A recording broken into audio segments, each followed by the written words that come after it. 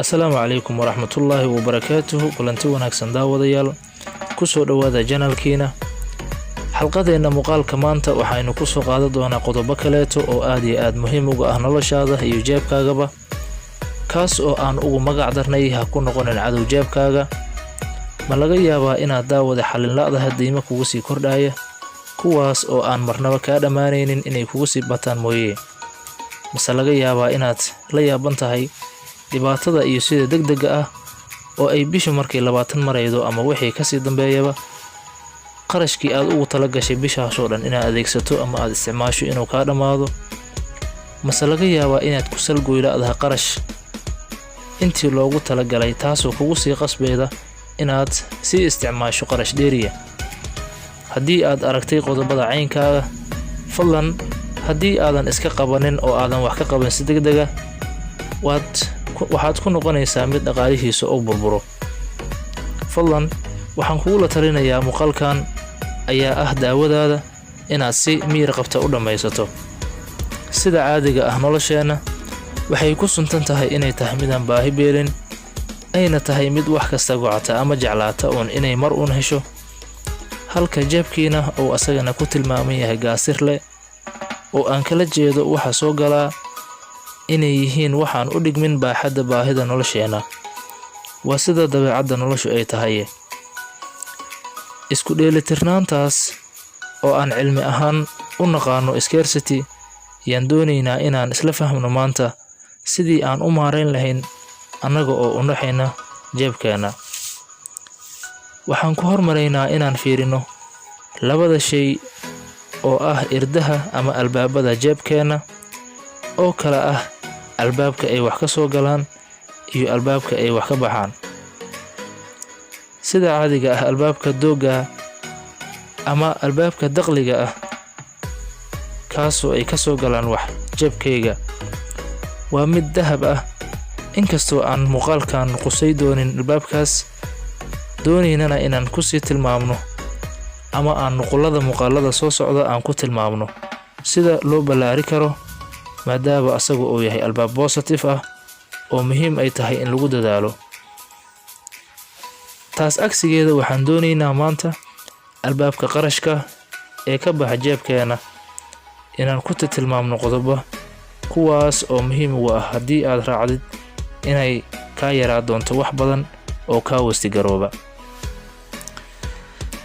Sida caadiga ah, albaabka qarashka ayaan ku wanaagsanayn haddii aad tahay qof impulsive ah, taasoo aan kala jeedno qof si ka fiirsa la'aan ah u adeegsada qarashkiisa, aan aqoonin sida loo maamulo qarashkiisa ama aan aqoonin sida loo kantaroosho.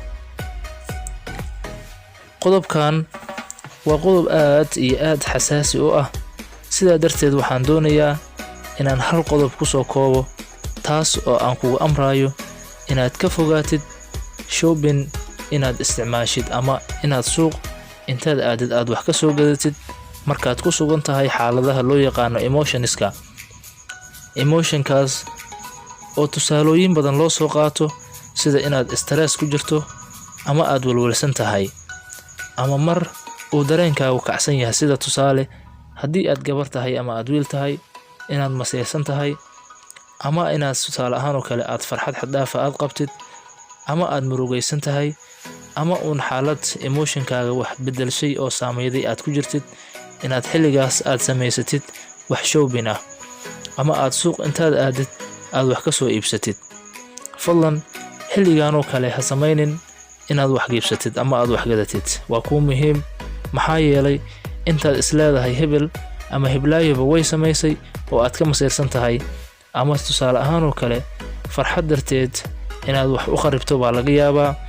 Waa halkii ay Soomaalidu dhihi jireen oo kale, weligaa allaha xaaladaas oo kaleeto laba shay baa laguma fududaado ama laguma degdego, ballanqaadna lama sameeyo, sidoo kalena maxaa la dhahay haddii alla ku rooya wax lama gato xilliyadaas oo kale. Sidaa darteed, haddii aad doonaysid inaad wax iibsato ama aad doonaysid inaad wax gadabsato, inaad wax suuqa ka soo gadato, waxaa ku manfac leh kuna fiican inaad gadatid shay muhiim ah kaas oo aan si degdeg ah kaaga dhamaanaynin ama aan si fudud kaaga isboolgaroobeyn ama aan kaaba halaabaynin. Markii aad wax gadanaysid waxaa laga fiiriyaa saddex daraf. Shaygan aan gadanayo ma u baahanahay? Ma awoodaa shaygan oo ability-giisii aan ku gada lahay ma awoodaa? Sidoo kalena qorshe ma ka leeyahay? Haddii aad u baahantahay inaad wax gadatid, waxaa lagaa doonayaa inaad iibsatid shayga ugu manfacada badan shayga aad iibsanaysid. Shaygaas oo aan si fudud kaaga isboolgaroobeyn ama aanba kaa halaabayna si fudud. Intaadan wax gadanin waxaa lagaaga baahan yahay inaad sidatid liis yar ama qodobo ama tusaale ahaan oo kale note yar oo kuu tilmaamaya waxa aad doonaysid inaad gadatid iyo waxa aad u haysato qarash ahaan, kaasoo kuu noqonaya fixed aan marnaba isbedelaynin, adigana aadan ka badan adeegsanaynin. Markaan ku leeyahay liiskan gaaban, waxaa muhiim ah inaad sidatid liis gaaban. Waa xaqiiq, haddii aadan sidanin waxaad isticmaalaysaa wax ka badan wixii aad ku soo talagashay. Liiskaas gaaban oo aad ka soo fikirtay marka horeeto wuxuu xal u noqonayaa inaad ku fududaato beesadii aadna beegsato beesa degdega inaad isticmaashid. Waxaan kaloo kugula talinayaa markaad wax gadanaysid, haddii aad tahay qof xoogay iska hawo badan, ha soo tirinin suuqa iyo waxa yaalo oo idil. Markaad wax gadanayso ha soo tirinin waxa suuqa yaala ama dukaanka saaran. Fadlan adigu ma lihid waxa suuqa yaalo idil, sidaa darteed ha ku fududaanin wax kasta inaad iska dhaadhicido inay adiga kugu fiican yihiin oo aad gadato gurigana geysato bilaa ujeedo. Sidoo kalena ha gadanin wax aad u baahan tahay wax aan ahayn kuwaas oo kugu xusan liiskaaga gaabnaay. Ha noqonin qof impulsive shopper ah oo wax kasta oo isha ku dhufto iska soo qaata.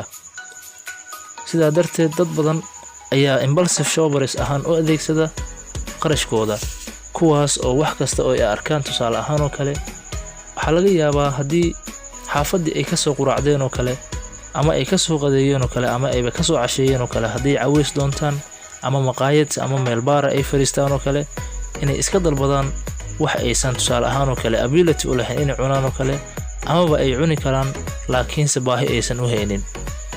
Waa muhiim marka inaan kostiga aan bixinayno oo noo miisaaman yahay, meesha aan ku bixinayno noo miisaaman tahay, sida aan u bixinayno noo miisaaman tahay. Sidoo kalena hadafkeena nolosheena si aan u gaarno waa muhiim inaan ka fogaado shoppingka ama waxyaabaha aan isticmaalayo oo bilaa ujeedka ama bilaa balaanka ah ama balaan la'aanta ah.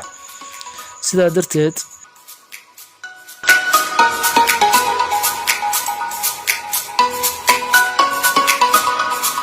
ma dhacday hadda ka hor inaad si impulsive ahaana ama sal fudud aad u adeegsato qarash kaasoo aad markaad soo gaday ama xaafadii aad geysatay kadib aad ka sii walwasho oo weli maskaxdaada ku hara oo aad tiraahdo maanta haddii aanan soo gaada lahayn wax badan baa ii hari lahay. Haddii aad fadlan hadda ka hor eragaas ula kulantay ama qodobkaas ula kulantay, nala wadaag commentiga hoose. Mahadsanideen.